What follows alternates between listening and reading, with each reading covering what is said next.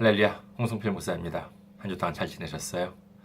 지난주에 또 도움의 손길이 있었습니다. 선교 후원금으로 선교해주신 분 김유미님, 그 다음에 정훈진님께서 이렇게 선교 후원금으로 귀하게 이렇게 선교해 주셨습니다. 정말 감사드립니다. 하나님의 놀라운 축복, 넘치는 축복이 함께 하시기를 기원드립니다. 오늘 여러분과 함께 은혜 나누실 말씀 보도록 하겠습니다. 마태복음 6장 14절에서 15절 말씀이 되겠습니다. 마태복음 6장 14절에서 15절 말씀 제가 봉독해 드리겠습니다. 너희가 사람의 잘못을 용서하면 너희 하늘 아버지께서도 너희 잘못을 용서하려니와 너희가 사람의 잘못을 용서하지 아니하면 너희 아버지께서도 너희 잘못을 용서하지 아니하시리라. 아멘.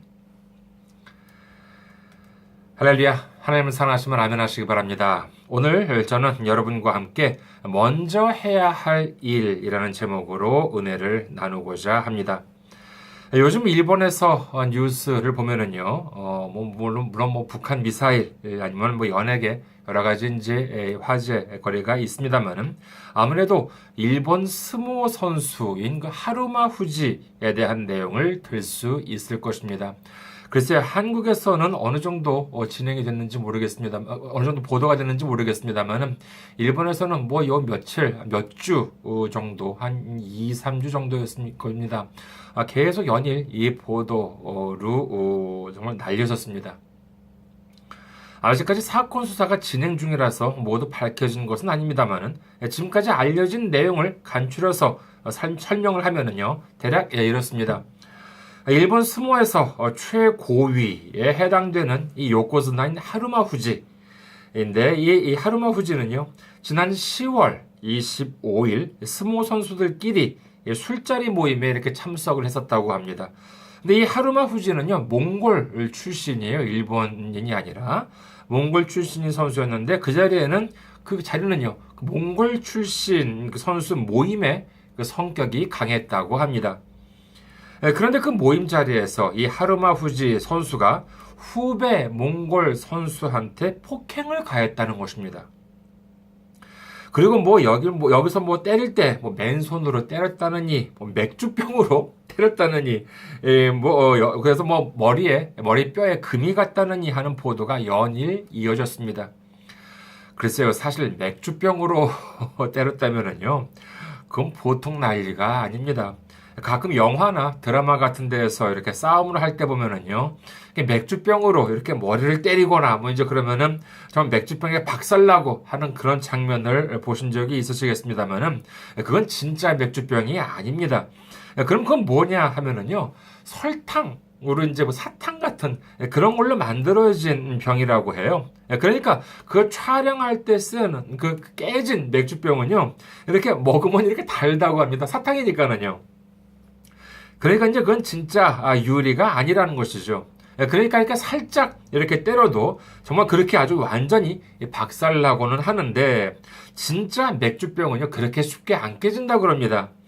만약에 사람을, 그것도 머리를 그렇게 맥주병으로 이렇게 때렸다고 하면은요, 그건 스모 선수가 아니라 이렇게 보통 그냥 우리 같은 사람이 이렇게 휘둘렀다고 해도 정말 큰일 날 정도로 다치거나 자칫하면은 사망 갈 수도 있는 것이지요. 하지만 그렇다고 맨손으로 때렸다고는 하는데, 그건 또 반대로 아무리 씨름 선수, 그것도 이제 요코즈나 최고위 요코즈나 정도 되는 선수라 하더라도요, 맨손으로 때려서 사람 머리뼈에 이렇게 금이 갔다고 한다는 것도 조금 믿음이 좀 가지 않았었습니다. 사진도 공개가 됐는데, 이는 맨손으로 어떻게 해가지고 이렇게 될 만한 그런 상처가 아닌 것처럼 보였습니다. 나중에 알고 보니까는요, 맥주병은 맨 처음에 집어들기는 했대요. 그런데 이 병 표면에 이렇게 물기가 이렇게 묻어 있어가지고 미끄러졌다고 합니다. 그래가지고 거기가 이제 노래방 기계도 이제 있었다고 하는데, 그 옆에 있던 그 노래방 리모컨 있잖아요. 그리고 곡을 이렇게 입력을 하는 그 리모컨으로 이렇게 때렸다라고 하는 그런 이야기도 나오고 있습니다. 뭐로 때렸건 간에 이 맞은 사람은 얼마나 아팠겠습니까? 그것도 뭐 보통 사람이 때린 것도 아니고 스모 선수. 그것도 무슨 뭐 이렇게 우리식으로 말하자면 천하장사가 이렇게 때렸다는 것이니까 뭐 말 다 했겠지요. 그리고 그 주변에 있던 사람들 이야기를 들어보니까는요, 한두 대를 때린 게 아니라 수십 대를 때렸다고 합니다. 그야말로 폭행이었던 것이죠. 주변에 있던 사람들도 좀 일찍 말렸더라면 좋았었을 텐데 그 광경을 처음에는 그냥 지켜보고 있었다는 것입니다. 하지만 너무나도 좀 지나치다 싶었는지 보다 못해 간신히 이렇게 뜯어 말렸다는 것이죠. 이에 대해서 보도된 것이 이제 11월 한 중순쯤이었는데, 그때부터 뭐 신문이고 텔레비전이고 무슨 뭐 벌집 쑤셔놓은 것처럼 연일 뭐 이 내용에 대해서 아주 방송을 하고 있었습니다. 폭행을 가한 이 요코즈나인 그 하루마 후지 말에 의하면은요, 그 후배 선수가 너무나도 건방지게 굴었다는 것입니다. 이 선수 말에 의하면은요, 그 모임 자리에서 이렇게 선배가 이제 후배 선수들한테 훈계를 하고 있었다는 것입니다. 그런데 이 그 후배 선수의 가지고 있는 스마트폰한테 문자가 왔대요. 그래서 이 후배 선수가 그 스마트폰을 이렇게 보았겠죠. 그러니까는 선배 선수가 그 후배 선수한테 야, 이거 어디서 온 거냐? 누구한테서 온 거냐? 물었다는 것입니다.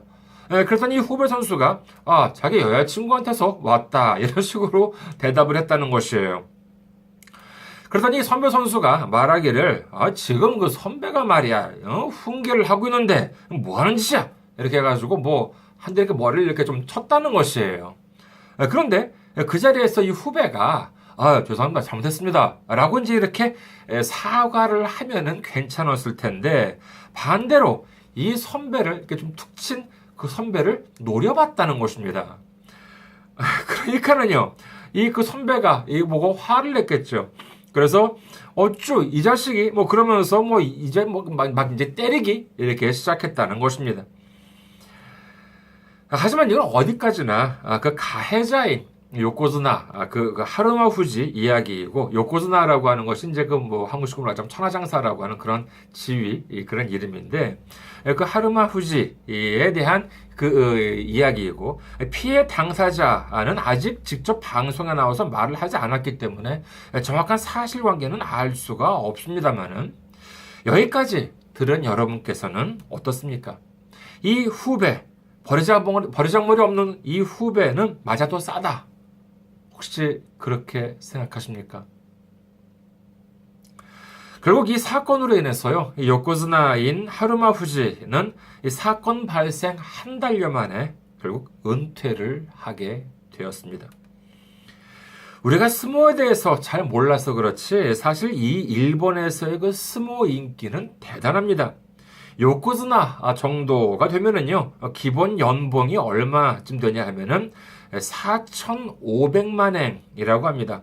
그러니까 우리나라 돈으로 연봉 4억 5천만 원 정도가 되는 셈이죠. 거기에 실적에 따라서 이런저런 수당이 붙고 행사 때마다 또 특별 수당이 붙는다고 합니다. 그래서 요코즈나가 1년에 받는 수입을 합하면은요, 대략 1억 엔, 그러니까는 한 10억 원 정도 된다고 합니다. 지금 현재 공식 등록되어 있는 씨름 선수는요, 대략 700명 정도, 정확하게는 690여 명 정도가 되는데, 그 중에서 요코즈나는 이 하루마 후지 은퇴하기 전에 본다고 그러면은 4명이 있었습니다. 근데 단순 계산으로 보면은요, 거의 700명 중에서 4명이라고 하니까는 1%도 안 되죠. 0.6%에 불과합니다. 과거에는요, 모두가 다 일본인이었습니다만은 이 스모에 대한 인기가 세계까지 알려지면서 지금은 몽골뿐만이 아니라 국적도 다양해졌습니다. 종종 보면은요, 백인 스모 선수도 이렇게 보일 정도입니다. 그러니까 이제 일본인뿐만 아니라 세계에서 몰려드는 선수들을 이렇게 이기고 요코즈나까지 올라간다라고 한다는 것은 보통 힘든 일이 아니겠지요. 말 그대로 피와 땀과 눈물의 성과라고 할 수 있을 것입니다. 이 요코즈나 하루마 후지가 일본에 처음 온 것이 언제였냐라고 하면은 지금으로부터 17년 전인 2000년 9월이었다고 합니다. 그의 나이 당시 16살이었습니다. 몽골에서는요, 일본 스모어가 상당한 인기라고 해요. 네, 그래서 일본에서 스모어 선수가 된다라고 한다는 것은 글쎄요, 야구로 본다면은 마치 무슨 미국의 메이저리그 진출한 것처럼 아주 영웅 대우를 이렇게 받는다고 합니다. 네, 그러니 당시 이 16살 청년한테 있어가지고는 얼마나 큰 꿈이 있었겠습니까? 하지만 17년간 그 힘들고 어려운 과정을 견디면서 올라간 그는 단 하룻밤, 아니, 불과 1시간도 안 되는 동안에 일어난 사건으로 인해서 궁지에 몰리게 됩니다. 일이 이렇게 커지자 그는 주변 사람들에게 이렇게 말했다고 합니다. 17년 동안 열심히 해왔는데 한순간에 모든 것을 잃었다. 그가 잃은 것은요, 연봉 10억 원이라고 하는 수입만이 아닙니다. 본래 요코즈나 정도 되는 스모 선수가 은퇴를 하게 되면은요, 스모 감독이 되어가지고 후진 양성을 할 수 있는데, 그러려면은 일본 국적을 반드시 가지고 있어야 한다는 것입니다. 그리고 마침 이 하루마 후지는요, 지금 마침 일본 국적 취득을 위한 수속이 진행 중이었다는 것입니다. 그런데 이렇게 일이 이렇게 되었으니 그것도 모두 물거품이 되고 말았습니다. 이제 스모를 계속할 수도 없고 감독도 할 수가 없게 된 것입니다. 스모 세계에서 완전히 떠날 수밖에 없게 된 것이지요. 그렇다고 몽골에 돌아간다면 따뜻하게 맞아주냐 하면은요, 지금까지 몽골에서도요, 계속 신문 보도가 이루어졌는데 이미 이 하루마 후지에 대한 몽골 사람들의 반응도 냉담해졌다는 것입니다. 그도 그렇겠지요. 스포츠 선수로서 이런 불명예스러운 은퇴를 하고 그것도 더구나 같은 후배 몽골 선수를 팼으니 무슨 말을 하겠습니까? 그야말로 돈도 명예도 한순간에 잃어버린 격이 되고 말았던 것입니다. 앞서 말씀드린 것처럼요, 사건 전말은 아직 밝혀지지 않았습니다. 무엇보다도 피해 당사자인 후배 선수가 경찰 조사는 받았다고는 하지만 아직 공개적으로 아무런 말도 하지 않고 있는 상황에서 누가 나쁘다라고 말을 할 수는 없겠지요. 그러나 백보 양보를 해서 이 요코즈나였던 이 하루마 후지가 한 말이 100% 맞다. 정말로 후배 선수가 버리장머리 없는 짓을 했다고 칩시다. 정말 맞을 만한 짓을 했다고 쳐요. 하지만 그렇다고 결과가 바뀌지는 않습니다. 그렇다면 이 일이 왜 이 지경이 되었을까요? 하루마 후지는요, 은퇴 기자회견을 열었습니다. 그 과정에서 폭행 원인을 묻는 기자들의 질문에 대해서 다음과 같이 대답했다고 합니다. 후배를 생각해서 그 후배의 장래의 일을 생각해서 혼을 냈다. 그 후배한테 있어서 예의와 범절을 예절을 제대로 가르치려고 했는데 너무 지나치게 되고 말았다. 선배로서 후배한테 예의 범절을 가르치려고 했다는 것입니다. 그런데 그게 좀 과하게 되어서 이렇게 되었다는 것이지요. 선배가 후배를 혼내는 일, 상사가 부하를 혼내는 일, 나이 든 사람이 젊은 사람, 어린 사람을 혼내는 일, 어찌 보면은요, 흔히 있는 일일 수도 있습니다. 어디 그뿐입니까? 어떤 사람이 다른 사람을 비판하거나 비난하는 일이 있습니다. 하지만은요, 그 바탕에는 우리에게 어떤 생각이 있습니까? 그렇죠. 너한테는 분명 문제가 있다. 그러나 나한테는 문제가 없다. 이런 생각입니다.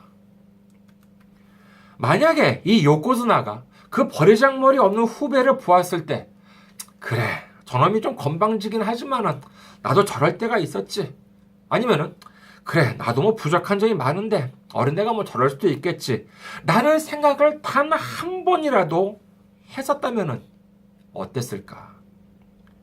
한두 마디 쓴소리를 했을지는 모르지만은요, 적어도 머리뼈에 금이 가도록 두들겨 패지는 않았을 것입니다.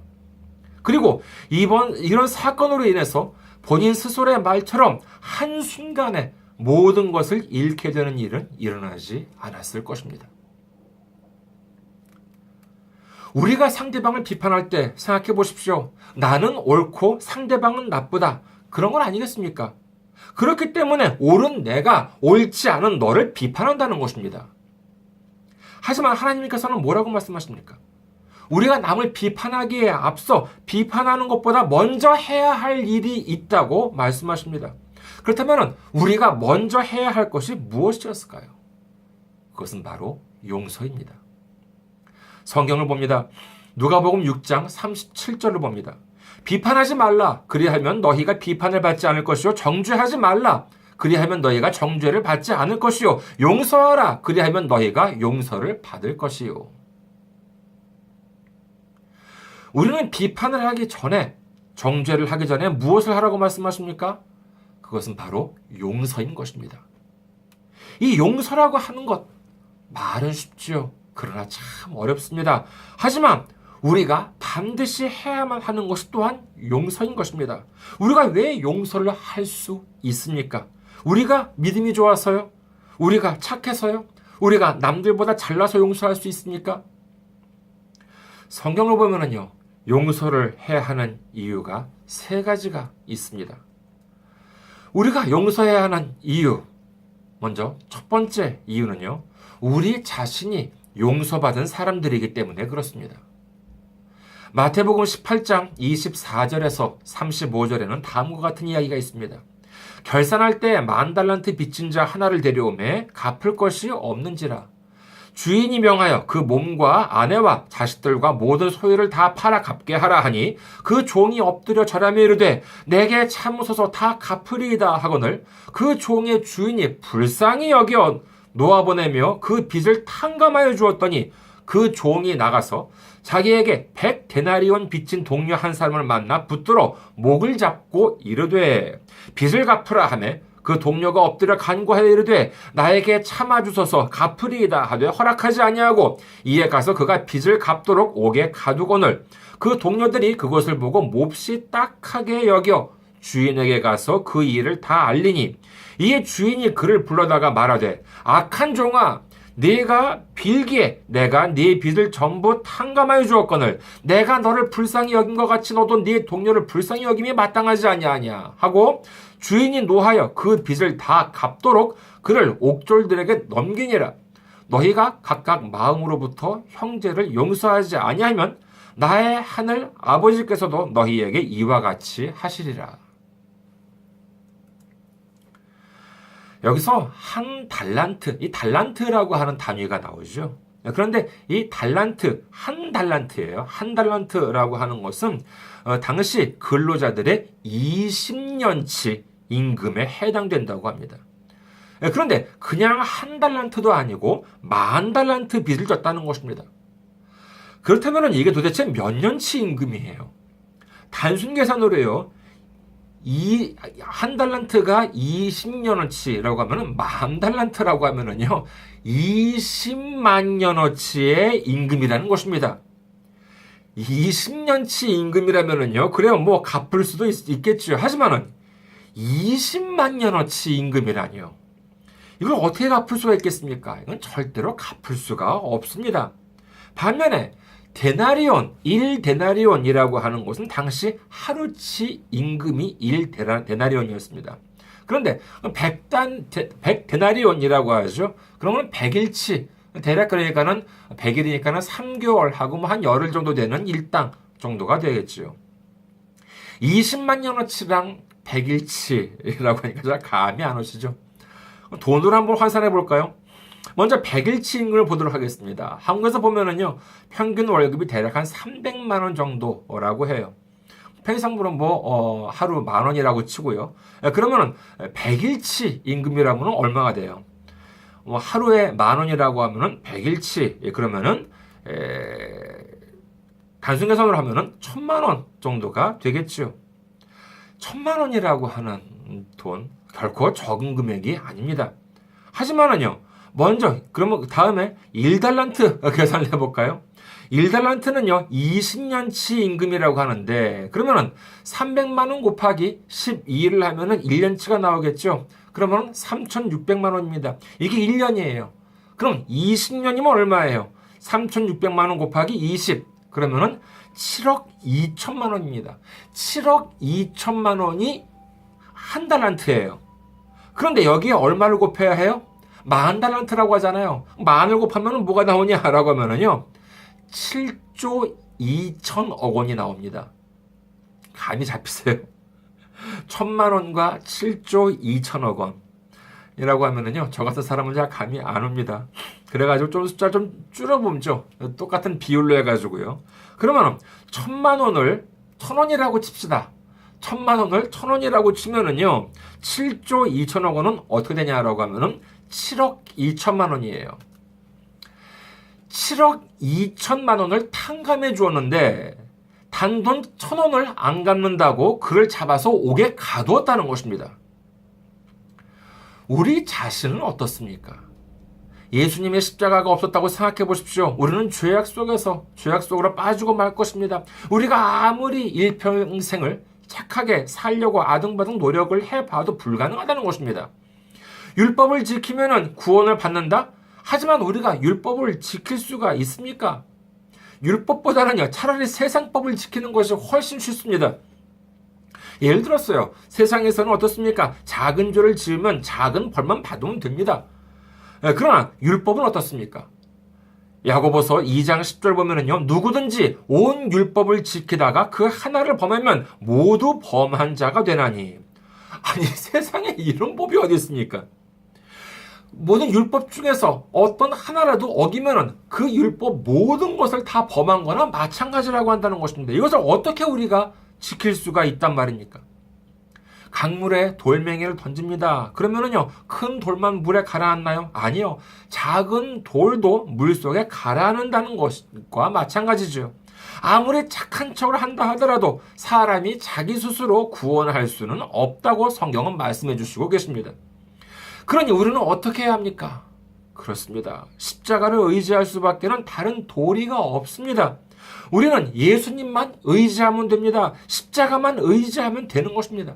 우리가 예수님의 보혈의 공로를 의지하기만 하면은 우리 힘으로는 도저히 감당할 수 없는 우리 죄 모두가 탕감되어서 하나님 앞에 나아갈 수 있다는 것입니다. 우리가 그렇게 큰 은혜를 입었는데 돈으로 환산하자면 상상도 못할 만큼 빚을 탕감받았는데 넌 이웃한테 아주 작은 것을 탕감해 줄 수 없냐는 것이지요. 그 탕감이라고 하는 것이 무엇입니까? 그렇습니다. 바로 용서입니다. 우리가 이웃을 용서할 수 있는 것은요, 우리가 탕감받았다는, 우리 죄가 용서받았다는 믿음의 간증인 것입니다. 우리도 이 믿음의 간증인, 정말 은혜의 간증인 용서를 할 수 있는 우리 모두가 되시기를 주님의 이름으로 축원합니다. 다음으로 우리가 용서해야 하는 두 번째 이유는 뭐냐 하면은요, 모든 것을 하나님께서 갚아주시기 때문에 그렇습니다. 로마서 12장 19절 보면은요, 내 사랑하는 자들아 너희가 친히 원수를 갚지 말고 하나님의 진노하심에 맡기라. 기록되었으되 원수 갚는 것이 내게 있으니 내가 갚으리라고 주께서 말씀하시니라. 이 말씀은 무엇입니까? 먼저 내가 생각하기에는 나쁜 일일지라도 하나님이 생각하실 때는 그렇지 않을 수도 있습니다. 그러니까 나 혼자 생각하고 원수를 갚지 말라는 것이죠. 그리고 정말로 원수를 갚아야 할 만한 일이라면요, 하나님께서 진노하시고 이를 갚아주신다고 하나님께서는 말씀해 주시고 계신 것입니다. 이것이 바로 하나님께 맡기는 모습인 것이지요. 그러면 우리는 무엇을 하면 됩니까? 그렇습니다. 용서를 하면 됩니다. 내가 나 스스로 수고를 할 필요가 없는 것입니다. 내가 상대방을 해하면 죄가 되지만은요, 하나님께서 하시면은 죄가 되지 않습니다. 그런데 우리는 일을 잘 하지 못합니다. 그 이유가 무엇입니까? 바로 하나님을 믿지 못해서 아니겠습니까? 저놈은 정말 나쁜 놈이야. 그런데 하나님이 아무런 벌도 안 내리셔. 그럼 어떡해? 그래, 그럼 어쩔 수 없지. 그럼 하나님을 대신해서 내가 해? 하나님은 그러지 말라고 말씀하고 계신 것입니다. 우리가 해야 할 일은 용서이지 원수를 갚는 일, 복수를 하는 일이 아니라고 말씀하고 계신 것입니다. 아니, 하나님이 하라는 일 하기도 바쁜데 하나님이 하지 말라는 일까지 할 시간이 어디 있겠습니까? 이는 어디까지나 상대방을 위해서가 아닙니다. 바로 나 자신을 위해서, 우리 스스로를 위해서 하나님께서 말씀해 주시고 계신 것입니다. 하늘을 대신해서 내가 복수를 해요? 복수는 나의 것? 복수는 나의 힘? 무슨 영화 제목으로는 그럴듯해 보일지 모르지만은요, 그러다가 그야말로 순식간에 모든 것을 잃게 되는 것입니다. 하나님은 우리를 너무나도 사랑하십니다. 우리가 그런 일 당하기를 원하지 않으십니다. 화가 나면은요, 속이 부글부글 끓는 것 잘 압니다. 저도 성격이 그리 고분고분한 편은 못 됩니다. 하지만은요, 그 고비를 한번 넘겨보자는 것입니다. 한 번 넘겨서 안 되면은요, 2번 넘겨보자는 것입니다. 그것이 쉽나요? 아니요. 말처럼 쉽지 않습니다. 어렵지요. 하지만 그 어려움을 누가 아십니까? 예, 바로 하나님이 아십니다. 예수님이 그런 우리 모습을 보시고 위로해 주시는 것입니다. 우리 하나님 믿잖아요. 예수님 믿지 않습니까? 그렇다면은요, 한 고비, 2 고비 넘어가면서 용서해 보시길 바랍니다. 용서야말로 우리가 하나님의 자녀가 되었다는 더할 나위 없는 간증인 줄 믿으시기를 주님의 이름으로 축원합니다. 우리가 용서해야 하는 3번째 이유는요, 이 용서야말로 우리가 받을 축복의 열쇠이기 때문에 그렇습니다. 우리가 잘 아는 주기도문, 여기에 보면은요, 우리가 우리에게 죄 지은 자를 사하여 준 것 같이 우리 죄를 사하여 주시옵고 라고 고백하기를 원하고 계십니다. 그 이유가 무엇일까요? 그것은 바로 이 용서야말로 축복을 받는 핵심이 되기 때문인 것입니다. 이것은 우연이 아닙니다. 어쩌다가 예수님이 그냥 한번 주기도문을 우리에게 주실 때 집어넣으신 것이 아니죠. 예수님께서 어쩌다가 말실수로 이 용서라고 하는 말씀을 하신 것이 아닙니다. 이 주기도문은요, 마태복음 6장 9절에서 13절까지 나옵니다만은요, 오늘 본문은 바로 이 주기도문을 말씀해 주시고 난 다음에 곧바로 한 번 더 말씀해 주신 것입니다. 다시 한번 오늘 본문을 보시겠습니다. 마태복음 6장 14절에서 15절입니다. 너희가 사람의 잘못을 용서하면 너희 하늘 아버지께서도 너희 잘못을 용서하시려니와 너희가 사람의 잘못을 용서하지 아니하면 너희 아버지께서도 너희 잘못을 용서하지 아니하시리라.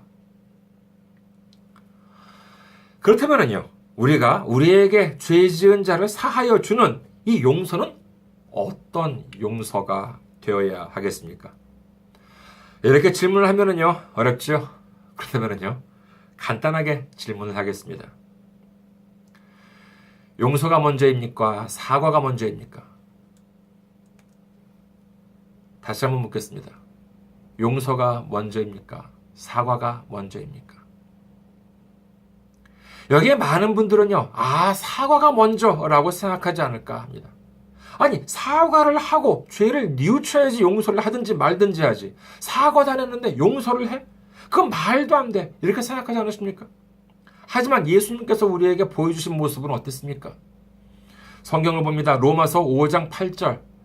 우리가 아직 죄인 되었을 때 그리스도께서 우리를 위하여 죽으심으로 하나님께서 우리에 대한 자기의 사랑을 확증하셨으니. 자신의 죄를 알고 뉘우쳤다면요, 이는 죄인이 아니었겠지요. 예수님은요, 우리 죄를 위하여 십자가에 달리시기 전에 먼저 우리더러 사과라고 말씀하지 않으셨습니다. 우리가 아직 우리 스스로의 죄도 모르고 있을 때 먼저 십자가에 달려주셨던 것입니다.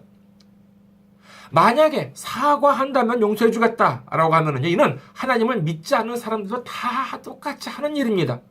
하지만 예수님께서 우리에게는 어떻게 말씀하십니까? 마태복음 18장 21절에서 22절을 보도록 하겠습니다.